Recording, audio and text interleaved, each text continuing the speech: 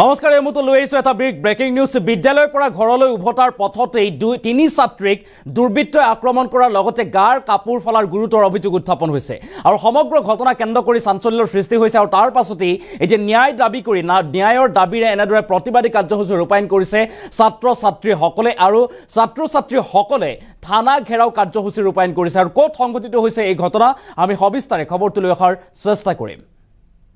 আৰু এইখন অসমতে চাঞ্চল্যকৰ ঘটনা, স্কুলৰ পৰা ঘৰলৈ উভতা তিনি ছাত্ৰীক আক্ৰমণ দুৰ্বৃত্তৰ আৰু ৰাজপথতে তিনি ছাত্ৰীৰ গাৰ কাপোৰ ফলাৰ গুৰুতৰ অভিযোগ, বস্ত্ৰহৰণ কৰাৰ চেষ্টা চলাইছে এতিয়া দুৰ্বৃত্তই। সেই গুৰুতৰ অভিযোগ ভুক্তভোগী ছাত্ৰীয়ে এজাহাৰ দাখিলৰ পাছতো ব্যৱস্থা নোলোৱাৰ অভিযোগ উত্থাপন হৈছে আৰু ঘটনা কেন্দ্ৰ কৰি চেঙা সমষ্টিৰ খোলা বান্ধাত উত্তপ্ত পৰিৱেশৰ সৃষ্টি হৈছে। চেঙাৰ খোলাবান্ধা উচ্চতৰ মাধ্যমিক বিদ্যালয়ত ছাত্ৰ ছাত্ৰীৰ উত্তাল প্ৰতিবাদী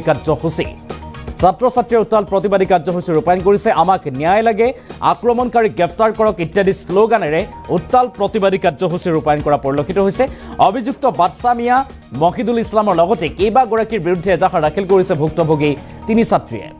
কাছুমাৰা আৰক্ষীয়ে আজিলৈকে কোনো পদক্ষেপ নোলোৱাৰ অভিযোগ উত্থাপন হৈছে। এজাহাৰ দাখিলৰ পাছতো কোনো ধৰণৰ ব্যৱস্থা লোৱা নাই আৰু ফলত দোষীক গ্ৰেপ্তাৰ কৰাৰ দাবীৰে ছাত্ৰ ছাত্ৰীৰ থানা ঘেৰাও কাৰ্যসূচী উত্তাল প্ৰতিবাদী কাৰ্যসূচীৰ ৰূপায়ণ কৰা পৰিলক্ষিত হৈছে। পুনৰবাৰ কৰিছোঁ, স্কুলৰ পৰা ঘৰলৈ গৈছিল, ঘৰলৈ উভতাৰ সময়তে তিনি ছাত্ৰীক আক্ৰমণ আৰু লগতে গাৰ কাপোৰ ফলাৰ গুৰুতৰ অভিযোগ।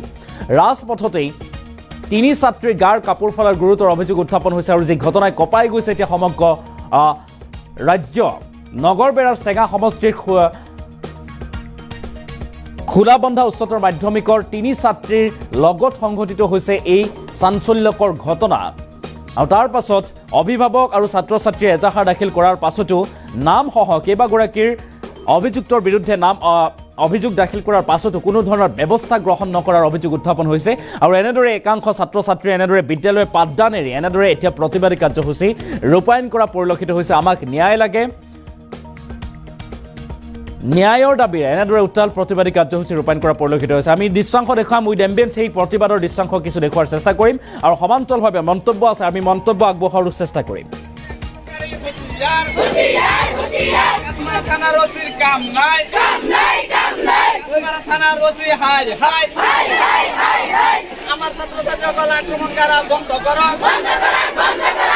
শনিবাৰ দিনা আমাৰ বিদ্যালয় ছুটি হোৱাৰ পিছত বিদ্যালয়ৰ তিনিজন ছাত্ৰীয়ে বিদ্যালয়ৰ পৰা ঘৰলৈ উভতি যোৱাৰ সময়ত ৰাস্তাত বিদ্যালয়ৰ ছাত্ৰীকেইগৰাকীক আক্ৰমণ কৰে আৰু উক্ত দিনাই আমাৰ বিদ্যালয়ৰ সেইকেইজন ছাত্ৰই কাছুমাৰা থানাত এজাহাৰ কৰিছে যদিও কাছুমাৰা থানাৰ অচিয়ে কোনো ধৰণৰ ব্যৱস্থা গ্ৰহণ কৰা নাই।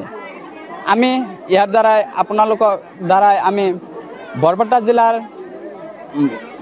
জিলাৰ আৰক্ষী অধ্যক্ষক আমি অনুৰোধ জনাইছোঁ যে এই উক্ত ঘটনা আৰু কাছুমাৰা থানাৰ অচিক কাৰণে কিবা এটা ব্যৱস্থা গ্ৰহণ কৰক আৰু যদি এই ঘটনাৰ পৰেও যদি কোনো ধৰণৰ ব্যৱস্থা গ্ৰহণ নকৰে তেনেহ'লে আমি সকলো ছাত্ৰ ছাত্ৰী মিলি কাছুমাৰা থানাত ঘেৰা দি আমি প্ৰতিবাদ কৰিম আৰু সেইটো প্ৰতিবাদত যদি কোনো পৰিৱেশৰ সৃষ্টি হয় ইয়াৰ দায়ী কাছুমাৰা থানাৰ অচি হ'ব লাগিব।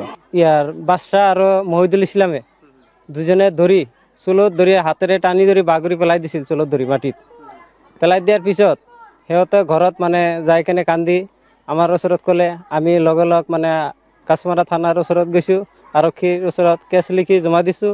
সিহঁতে মানে আজিলৈকে কোনো মানে সিদ্ধান্ত লোৱা নাই। এদিন মানে ইনকুৱাৰীত আহিছিল, আহি পেলাই মানে আসামীয়া এটা ধৰিছিল, ধৰি আকৌ থৈ গৈছে। তাতে থৈ যোৱাৰ পিছতে আকৌ সেইবিলাকক জামিন দি দিছে, মাৰপিট কৰিছে সিহঁতক, কাপোৰো ছিঙি দিছে, কানি দুজনৰ কাপোৰ ছিঙি দিছে। এতিয়া আমি বিচাৰোঁ যে এইটো ন্যায়টো বিচাৰোঁ, আমাৰ SP ছাৰ মহোদয়ক আমি এইটো ন্যায়টো বিচাৰোঁ যাতে আমাৰ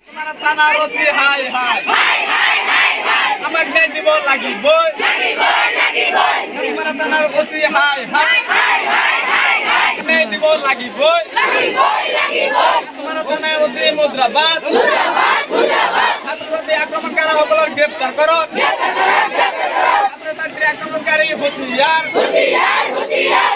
থানাৰ ওসিৰ কাম না।